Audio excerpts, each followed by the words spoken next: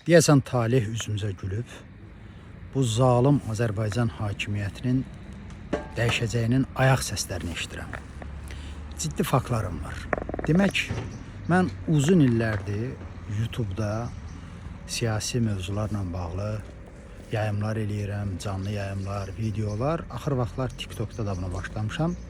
Və hər iki platformanın statistikasını nəzərdən keçiriləndə məni təəccübləndirən bir şey olurdu ki, xanımların, Azərbaycan qadınlarının siyasi mövzulara marağı çox azdır. Təxminən bütün izləyicilərin uzaqbaşı 20% bizim bu danışdığımız məsələlərə maraq göstərirdi. Yəni tamaşaçıların 20% güclə eləyirdi.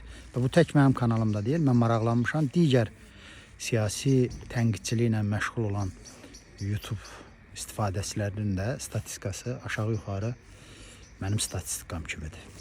Bugün vəziyyət dəyişib.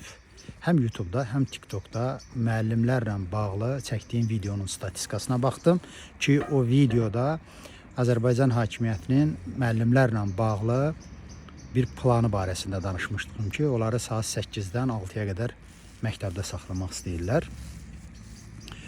Heç zaman olmayan bir statistika odur ki, bu videolara baxanların 55-60% qadınlardır. Bu da təsadüfi deyil. Çünki orta məktəbdə çalışanların çoxu xanımlardır. Və bu xanımlar, baxıcılar təkcə tamaşaçı kimi qalmayıblar. Çox amansız şərtlər, tənqidlər yazıblar.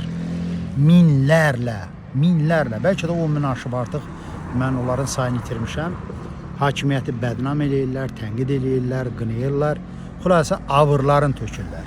Yəni Azərbaycan hakimiyyəti heç gözlənilməyəcəyi yerdən bir zərbə alıb, onun süqutunu təşkil edəcək addım atıb, əlimizi Allaha qaldırıb dua eləməliyik ki, növbəti xanımların, qadınların marağına toxunan hakimiyyət bir addım atsın və bununla bu irtica rejimi, görməmiş rejimdən canımız qutarsın.